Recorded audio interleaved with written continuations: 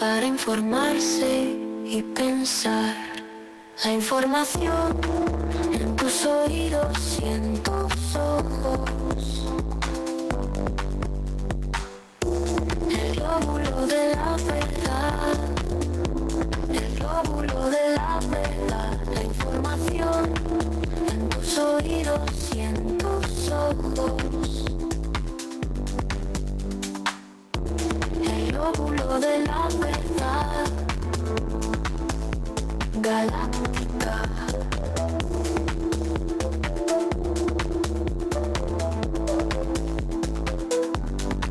La información en tus oídos y en tus ojos. El glóbulo de la verdad. Galáctica.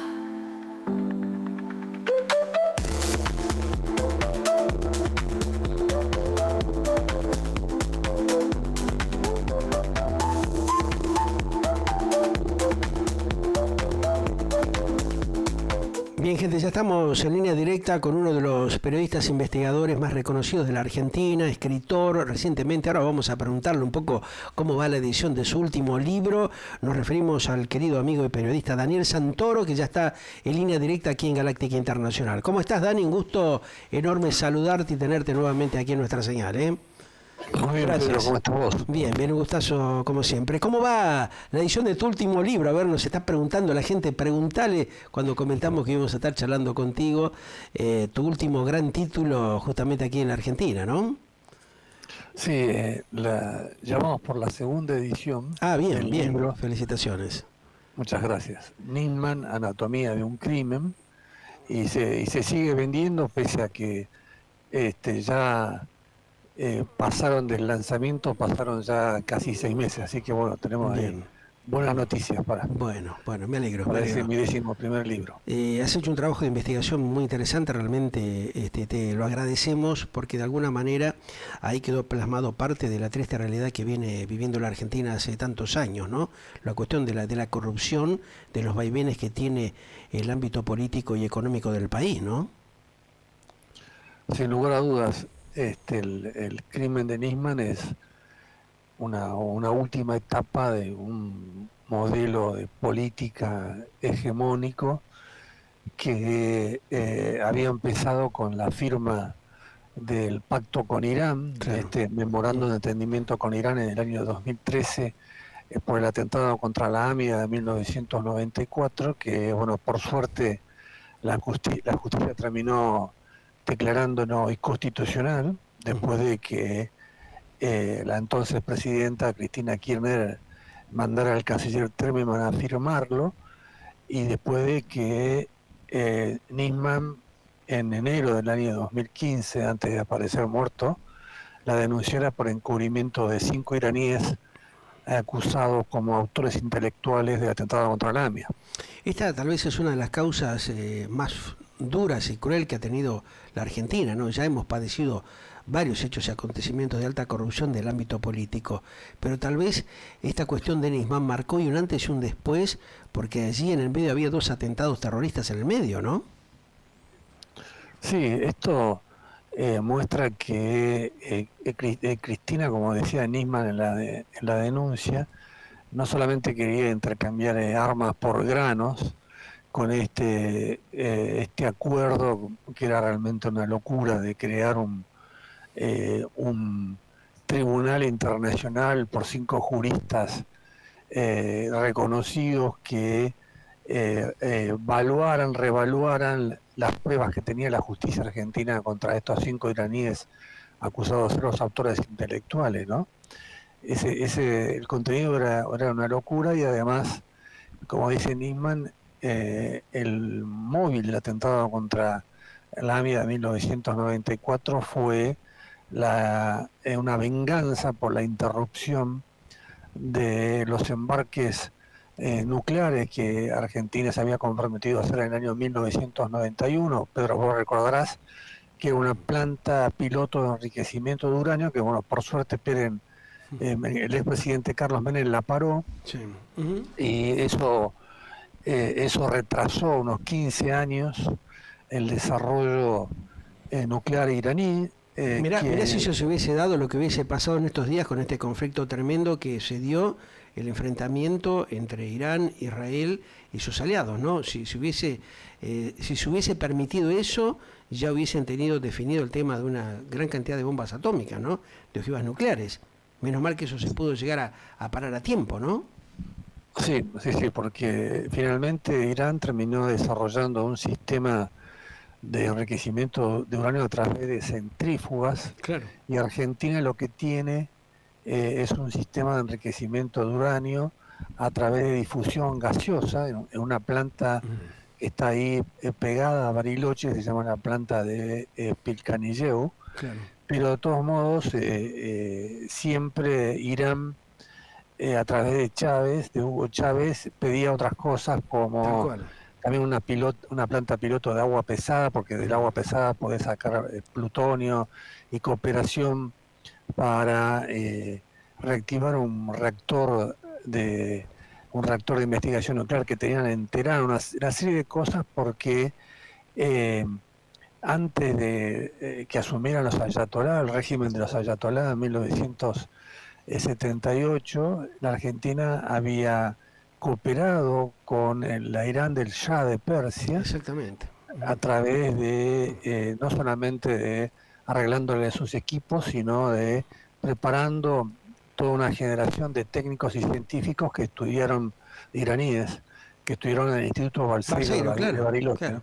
A eso quería ir justamente, porque yo da la casualidad que justo tenía un familiar, un primo, que fue justamente el primer ingeniero nuclear allí del Instituto Balseiro, y cuando lo consulté en su momento me hizo referencia a la peligrosidad que eso representaba, que cómo se permitía justamente ese accionar teniendo una tecnología mucho más avanzada que la que después utilizó finalmente Irán.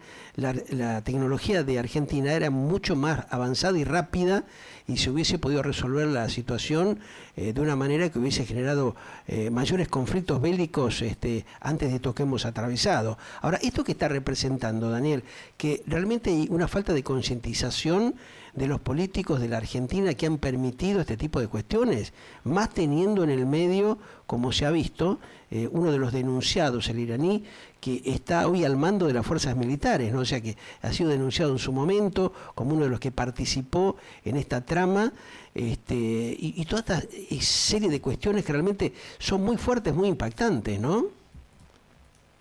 Sí, obviamente, vos estás hablando de Baihidi, Correcto. que era el jefe, el ministro de Defensa en Ujú. 1994, cuando fue el atentado contra la AMIA, y que ahora fue, tras el asesinato por parte de Israel del actual jefe de las fuerzas de la Guardia Revolucionaria, había sido nombrado en su reemplazo, ¿no? Él es uno de los 5 que tienen alertas rojas de la Interpol, que es el único instrumento que tiene la Argentina para alguna vez tratar de detenerlos y llevarlos a juicios a los que están acusados de ser los responsables de haber dado la orden al Hezbollah del Líbano para atacar primero la Embajada de Israel en 1992 y después la AMIA en 1994, ¿no? En ese sentido, la justicia fue demasiado permisiva, muy lenta en tratar de resolver una situación que evidentemente tenía una altísima presión de tipo político. Los operadores habituales que tiene la Argentina en esa materia interfirieron y fueron dilatando la toma de decisiones que hubiesen facilitado la resolución de temas muy puntuales. Yo creo que la justicia argentina no estaba preparada y tampoco está preparada hoy para investigar un atentado terrorista internacional. Primero, por una cosa muy sencilla, que no hay una ley contra el terrorismo.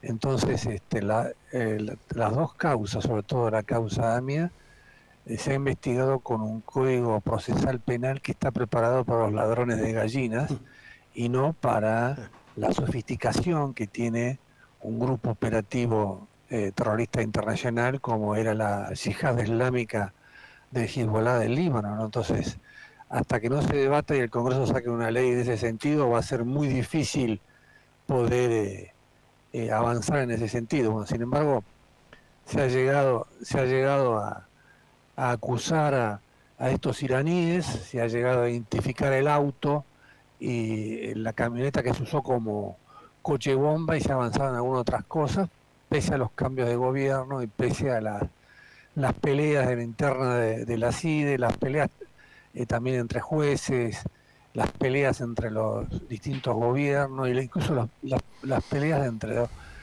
distintos sectores de la comunidad judía que tienen posiciones distintas, ¿no? Claro, hay como un enfrentamiento interno. Ahora, esto puede ser un hecho como lo que hemos visto, que se volvió a hablar en las últimas semanas, de que aparecieron archivos de la época de los nazis que estaban justamente en custodia en algunos depósitos de la justicia argentina. Hay como una cuestión de inmoralidad de algunos personajes que facilitan el ocultamiento de cierto tipo de información por alguna conveniencia o por algún hecho, digamos, de este entramado de corrupción permanente que viene atravesando la República Argentina y otros países de Latinoamérica en esa materia?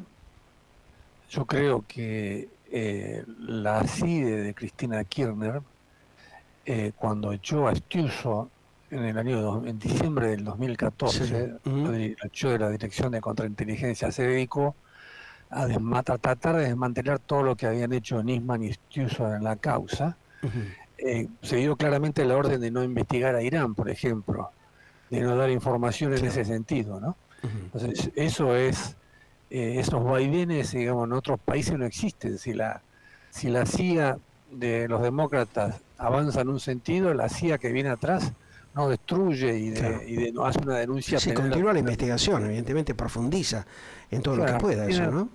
Argentina no tiene un aparato de inteligencia maduro y profesional como para ayudar a un juez, a un fiscal, en una causa de la complejidad que es esta, la causa de los atentados de la AMI y de la Embajada de Israel, ¿no? Cuando de pronto la justicia reclama eso, tener una policía o un organismo de investigación o de control judicial, quiere decir de que está de alguna manera haciendo un llamado de atención de esto que vos comentás, estimado Daniel, porque evidentemente no hay una continuidad, digamos, con un lineamiento de funcionarios o de investigadores que avancen con este tipo de investigaciones que son tremendas porque han causado un gravísimo daño justamente para la institución en sí, que es la República Argentina, por ejemplo, ¿no? Sí, lo ideal sería que existiera una policía judicial que dependiera directamente del juez que está instruyendo la causa o de la corte, o que dependa de la corte y que la corte la ponga a disposición de los jueces que tienen este tipo de casos, porque ya ha quedado claro que las policías responden a los gobiernos de turno que tienen sus intereses políticos. Ahí está, claro. Y terminan contaminando las causas judiciales, ¿no? Esa contaminación se ha habido permanentemente en la Argentina.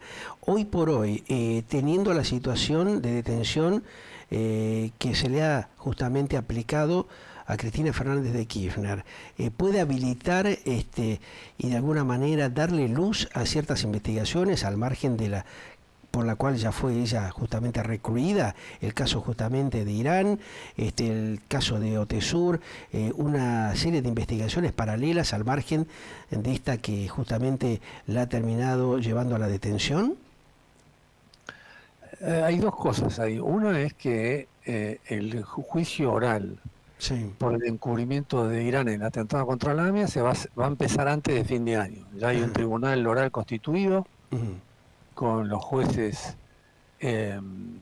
Basso, García Uriburu y otro tercer juez que ahora no me acuerdo. Eso va a empezar. Esa es la denuncia de Nisman. Y por otro lado, ahora antes de las vacaciones de invierno, el juez Daniel Rafecas va a elevar a juicio oral y público el juicio en ausencia a estos 5 iraníes que tienen alertas rojas de Interpol y que están acusados de ser los autores intelectuales de atentados contra la AMIA. Eso va a avanzar más allá de lo que pase con la causa de Cristina Kirchner, a menos obviamente que haya eventualmente, hipotéticamente, un caos económico, social, político, pero si no, eso va a avanzar y ya no se lo puede frenar. Mientras siga este tipo de cuestiones sin definirse, ¿sigue estando en peligro la triple frontera, lo que es el contexto, digamos, de esta serie de actitudes y accionarios que ha tenido el terrorismo justamente en Latinoamérica?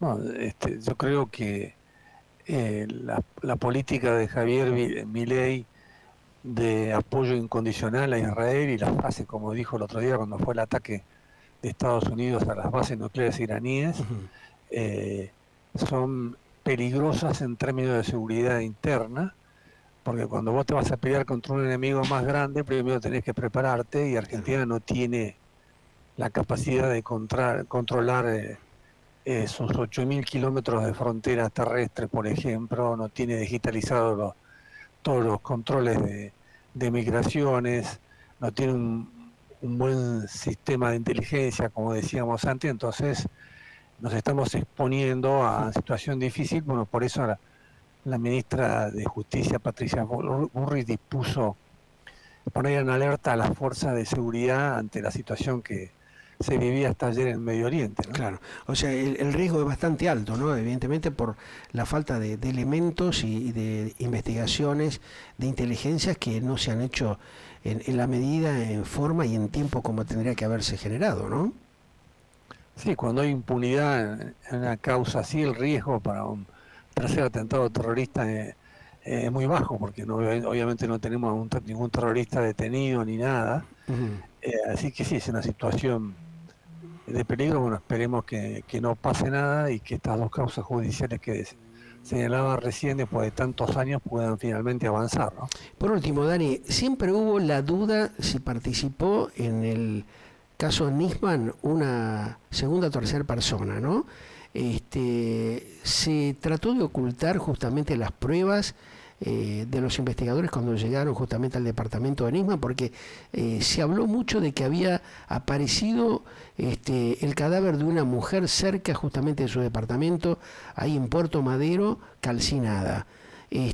¿Cuál es la realidad de esa cuestión? Como para sacar un poco de contexto esta duda que van generando a veces algunos opinólogos o gente que tira, viste, fake news y que embarran la cancha. ¿Qué se sabe concretamente de esa situación?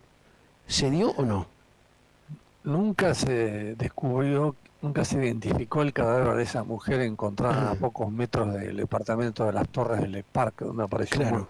muerta. Nunca se descubrió. Eh, en cuanto a la contaminación de la escena del hecho, eso lo Sí. cuento en el libro Nisman, Anatomía de un crimen, Ujú. ahí lo nuevo es que el ex secretario de Seguridad de la Nación, Sergio Berni, acusa a la primera fiscal del caso, a la fiscal Viviana Fein, Claro. de ser la responsable del caos que se vivió ahí en esa madrugada cuando entró la policía científica y otras fuerzas de seguridad. Un total de 88 personas La locura. en un departamento de 3 ambientes. Yeah. Se contaminó el teléfono, se contaminó la pistola 22, quedó, obviamente, se pusieron solamente controles sobre el baño y no sobre todo el departamento, ni el palier de entrada, ni el ascensor para llegar hasta el piso de Nisman. Hubo una negligencia total que eso obviamente hace más difícil identificar a los autores materiales y identificar a esa tercera persona que, según el informe multidisciplinario de la Gendarmería, fue la que ejecutó el asesinato de Nisman y después acomodó el cuerpo en la posición que se encontró. Ujú. O sea que las dudas persisten, ¿no? Y realmente la justicia tiene todavía un gran compromiso con la sociedad de la Argentina para tratar de dilucidar este caso, no solamente para nosotros, sino a nivel mundial, ¿no? Sin lugar a dudas, una causa que tiene una repercusión, las dos, ¿no? La de la AMI y la de Nisman, enorme. Por eso Cristina Kirchner se resistió, hizo todo lo que pudo para tratar de no ir a este juicio oral por el encubrimiento de Irán, pero bueno, ya la vamos a ver sentada a fin de año junto a Luis Delía, junto al líder de Quebracho, Fernando Esteche, y otros personajes de lo que se llamó la diplomacia paralela para lograr la firma de ese pacto con Irán. Perfecto.